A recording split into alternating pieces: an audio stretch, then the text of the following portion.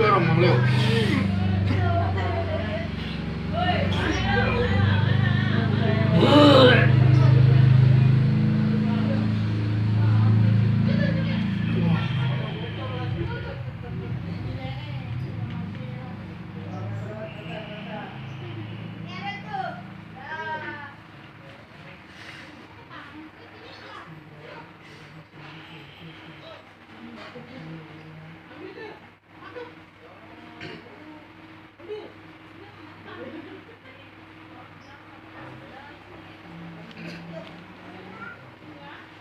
dorong pala ya, sekali lagi bang. Hanya betul udah, ya om.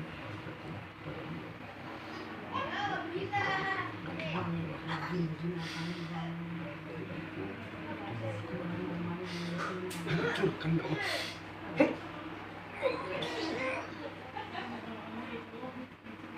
Allah.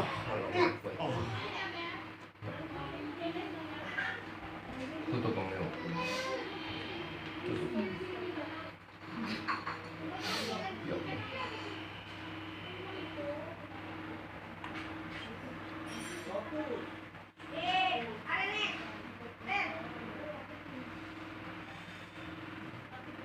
Pakailah dengan cahaya mustajab masih setan. Mohon kepadamu. Pakailah dengan cahaya mustajab masih setan. Cahaya kesembuhan, cahaya perlindunganmu yang sangat sempurna ya Allah. Allah. Pakailah dengan cahaya mustajab masih setan. Cahaya perlindunganmu, cahaya kesembuhan yang sangat sempurna. Allah.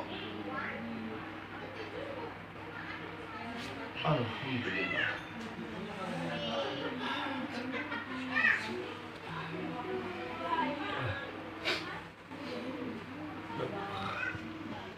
Bahasa sini bilang mau kena apes. Kalau bahasa sini bilang gitu, pengertiannya kena apes tuh begini. Jadi tidak, jadi nggak unsur sengaja langsung aku nyerang dia dari saya itu enggak. Jadi ada salah satu makhluk tersebut emang yang taruh entah di mana. Nah pas kebetulan ibu ini, maka saya bilang mimpi apa gitu loh, maksudnya saya itu itu maksudnya inget nggak, makanya saya tanya gitu. Nah, faktornya seperti itu.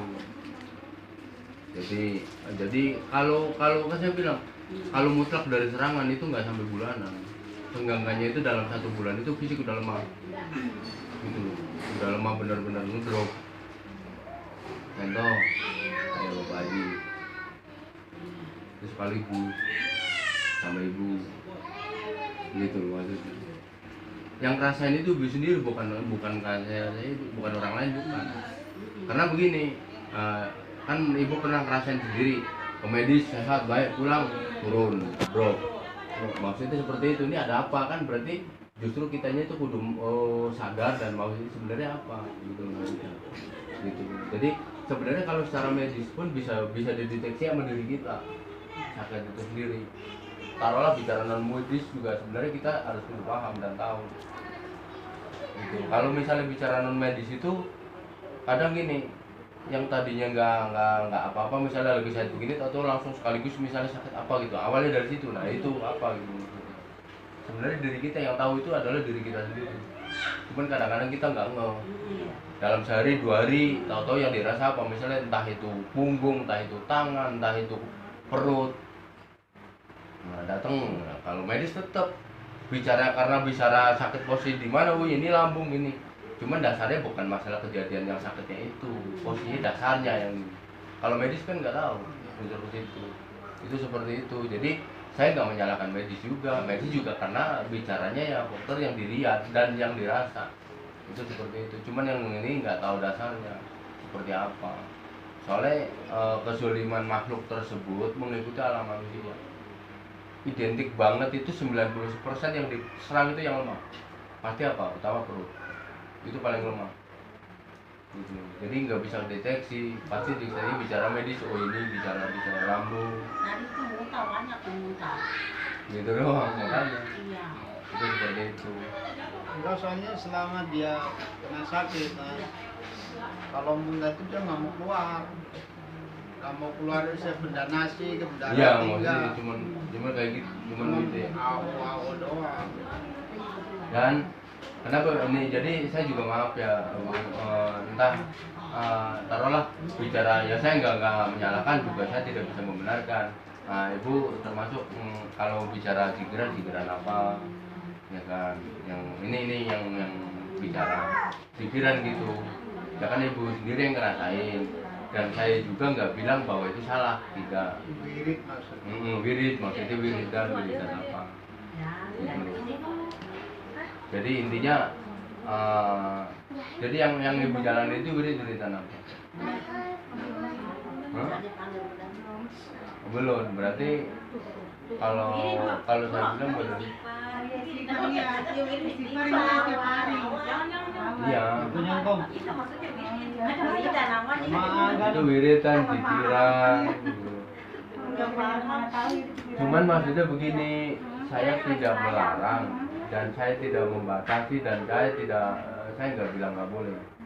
Cuman maksudnya untuk kedepannya pikiran apapun, amalan apapun, ini intinya jangan dibatasi. Ikhlasnya kita aja. Misalnya taruhlah istighfar kan utama. Kenapa saya bilang utama? Karena itu adalah permohonan ampunan dari kita kepada Allah. Nah, itu yang tadinya dibatasi, sekarang jangan. Ikhlasin aja berapa. Intinya kita mau berhenti ya berhenti gitu. Mau pindah ya pindah. Cuman intinya jangan dibatasi. Nah, kenapa saya mengacu seperti itu?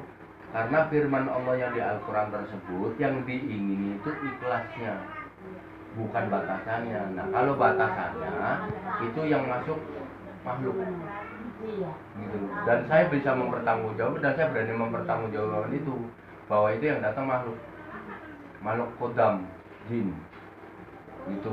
Nah, kenapa bisa terjadi seperti itu? Karena kita ingatnya itu bukan Allah, tapi ingatnya itu batasan gitu loh maksudnya. Jadi saya nggak menyalahkan, benar, saya membenarkan, karena itu zikiran adalah permohonan ampunan. Sekalipun bicaranya kita zikiran la ilaha illallah, dan saya berani mempertanggungjawabkan ucapanku di hadapan Allah, kalau zikiran la ilaha illallah, kalau bicara 100, saya jamin makhluk yang masuk, bukan keikhlasan dan bukan karomah atau bukan kemustajabatan Allah gitu. Yang ada makhluk yang masuk. Kok bisa? Ya bisa lah, karena kita ada motivasi, karena mengacunya kita kok belum nyampe ya. Kok baru 50 ini. Maksudnya seperti itu. Nah, maksudnya gitu. Tapi kalau ikhlasnya bisa nyampe 1000. Ini secara kesimpulannya bisa nyampe 1000 kalau tidak dibatasi. Karena Allah yang diingin sama Allah, apa yang Allah firmankan di Al-Quran tersebut, ikhlasnya kita tanpa ada sebuah batasan. Itu loh. La ilaha illallah, la ilaha illallah, la ilaha illallah, la ilaha illallah, Allahu akbar, Allahu akbar, Allahu akbar, Allahu akbar. Ya, subhanallah, subhanallah, subhanallah. Iya. Udah capek udah berhenti gitu loh. Gitu, jangan dihitung. Dan jangan pakai media. Jadi gini, setelah kita melaksanakan ibadah sholat, nah, ciptakanlah ketenangan dalam diri kita, duduk bermunajat sama Allah. Tuh. Duduk bermunajat sama Allah. Munajat itu apa? Munajat itu cakap-cakap, komunikasi, tanya jawab. Sesungguhnya seperti itu, cuman diri kita nggak sadar atau nggak nyampe ke situ. Gitu loh. Nah, setelah menciptakan ketenangan, zikrullah, ya, bermunajat, jangan ada suatu pergerakan, kalau bisa jangan ada suatu pergerakan dalam tubuh. Entah itu fisik kemana, entah itu telinga kemana, entah itu alam pikir kita kemana, entah itu mata jangan dipakai, gitu. Mulut pun jangan dipakai, lisan jangan dipakai, cukup dalam hati. Kalau misalnya ibu nikmatnya begini, mau nikmatnya begini, mau begini, terserah. La ilaha illallah, la ilaha illallah, la ilaha illallah, terus. Nah, kita mengucapkan dalam hati tersebut, satuin antara ini tertuju hanya Allah, Allah, Allah, Allah, dan Allah. Dan saya berani mempertanggungjawabkan ucapanku di hadapan Allah akan terselamatkan dalam perlindungan itu ke cover. Sifat saya membantu, tapi ibu sendiri yang mengaper gitu loh maksudnya. Jadi jangan salahkan siapa, bila mana arahan tersebut nggak dipakai, berarti nanti kalau ada kembali seperti itu ya jangan siapa-siapa, diri kita, karena kita mengarahkan itu adalah apa yang Allah perintahkan di Al-Quran gitu. Kalau saya begitu, dan saya berani mempertanggungjawabkan ucapanku di hadapan Allah, karena saya tahunya seperti itu gitu. Jadi bukan katanya, kalau katanya saya nggak tahu, katanya ini melewati sebuah perjalanan diri saya itu seperti itu, dan saya berani mempertanggungjawabkan itu. Nggak usah khawatir harus tukang telur, tukang santet, emang nggak ada Qurannya, nggak ada, mau usah takut. Takut. Kalau saya mah tetap, saya lalap habis tetap. Bukan saya, maksudnya Allah gitu maksud. Itu, cuman Allah pelantara lewatnya saya. Nih, mulai.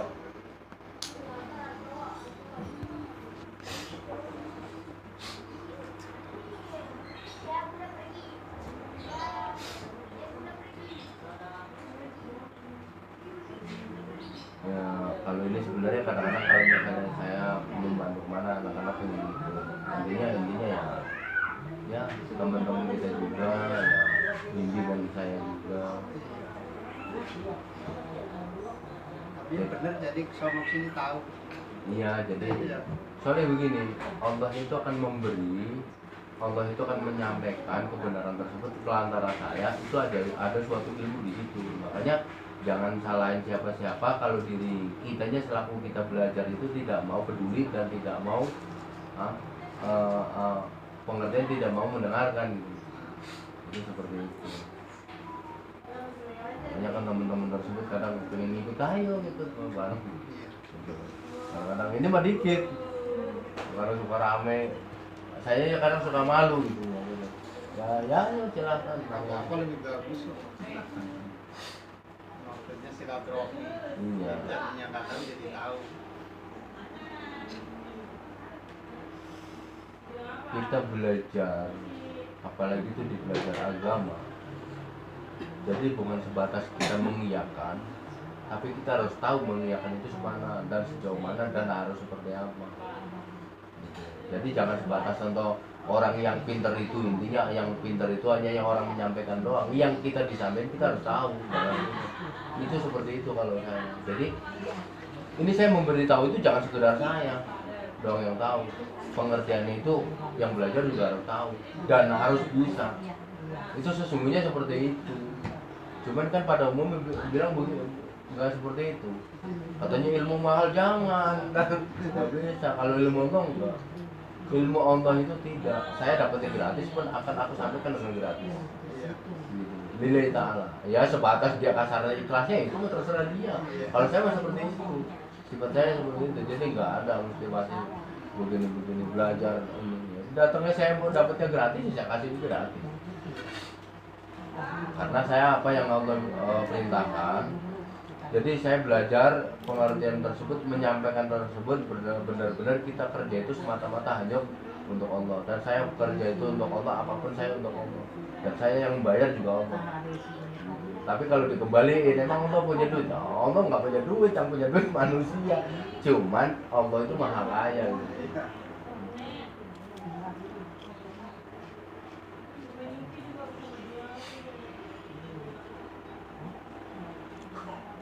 Makan kita habis memang. Ya, nggak apa-apa. Permasalahan keluarga itu sendiri ada sebuah perpecahan. Ya taruhlah selalu ribut lah, gontok-gontokan gini. Tahu-tahu nih berdua itu kesepakatan.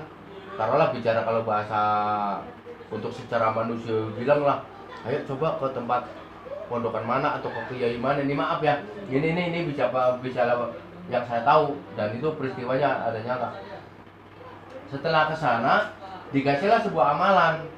Amalan tersebut ini yang kemarin kejadian bilang suruh puasa 40 hari untuk anaknya tersebut supaya kan dia kan pulang mondok itu ngamuk dan benar-benar jiwa itu dikuasai sama makhluk, nggak bisa ketanganan gitu loh maksudnya. Nah, akhirnya kan dia ya ini maaf ya, saya buka aja lah ke tempat pengasuhnya juga, ke tempat pondokan itu sendiri. Nah dikasihlah intinya sebuah apa namanya amalan, sama disuruh menjalani puasa 40 hari. Nah itu nanti anak tersebut akan bisa berubah. Setelah kelar 40 hari anak tersebut seperti itu nggak bisa. Kemarin saya baru pulang dari sana itu saya ngeberesin orang yang pulang dari pondok umur 14 tahun atau 15 tahun. Itu seperti itu. Nah, ini kesimpulannya begini. Manusia di dalam sebuah permasalahan atau manusia lagi dihantam sebuah permasalahan, tapi kalau disodorin untuk suruh kerja, pasti ngeblame. Saya jamin. Pasti ngeblame. Nah, yang benar adalah orang yang dalam kesusahan tersebut atau dalam permasalahan tersebut kasih solusi dan kalau mampu beresin. Gitu loh. Nah, setelah beresin sudah beres, kan pengertiannya itu dibantu sama orang kan. Nah, baru kinerja peran pelindungan itu dia suruh kerja. Pengertiannya ibadah, suruh apa seperti apa. Nah, itu seperti itu. Jangan ini disuguhin ya kan amalan suruh kerja lagi bermasalah dikasih, yang ada tambah masalah, bukan menyelesaikan masalah. Gitu loh maksudnya. Beresin dulu, kalau mampu beresin. Nah baru dia suruh kerja. Kerja apa? Pelindungan diri dia di cover. Nah itu yang bener. Ini dalam lagi orang bermasalah dikasih tambah masalah, tambah pusing. Akhirnya kan dia berasumsinya begini, wah ini setelah kelar puasa ini bener ini gak. Kenyataannya berarti manusia itu puasanya motivasinya penyembuhan anak kan. Nah bukan karena Allah. Itu terjadinya yang gak beres. Ya akhirnya gak sembuh. Coba kalau motivasinya saya puasa 40 hari karena Allah, ya kan, karena lillahi ta'ala, saya jamin bisa sembuh. Tapi kan dia berpuasa 40 hari, asumsinya dia untuk menyembuhkan, dari mana dasarnya? Nggak nyambung, gitu loh maksudnya, gitu loh. Coba kalau dia berpuasa terus lillahi ta'ala, karena Allah, itu bisa kesembuhan, gitu loh maksudnya. Itulah kesalahan manusia, maksudnya yang belum benernya di itu. Makanya kan ya susah, ya ini maaf ya, karena begini, hampir mayoritas kalau namanya daerah Kebumen itu hampir 90% itu mayoritas fanatik. Tapi dalam permasalahan kayak gitu orang pada lupa. Berpikirnya medis kenyataannya wah. Gitu. Akhirnya malu, kesorok sini malu. Karena ahli ibadahnya kan sangat kuat, kenyataannya kena makhluk kayak gitu kok bingung. Ya bukan karena kita bicara sombong, tidak, sombong itu milik Allah. Kalau permasalahan itu sudah dari makhluk, hanya orang makrifat yang bisa menyembuhkan. Makrifat itu permohonan langsung dan makrifat itu permainan isi semua. Dan saya berani mempertanggungjawabkan itu. Karena apa? Hantamannya nggak ada yang berani. Makhluk apapun, sekalipun jin ajrak dari Mekah nggak bakalan mampu. Ya karena apa? Ya karena Allah yang menciptakan makhluk. Siapa sih yang berani melawan? Ya kan jangankan lebih, setaranya nggak ada. Ya itu loh. Makanya saya bilang kuatnya di situ. Saya bilang nggak ada. Bukan manusianya tapi Allah itu yang maha di atas maha. Makanya saya bilang, mau model apapun sekalipun kamu bisa membunuh hitungan jam. Sama Allah nggak bisa digulung semua. Saya bilang. 1 menit habis. Mudik. Menit apaan? Detik. Iya. Ayo.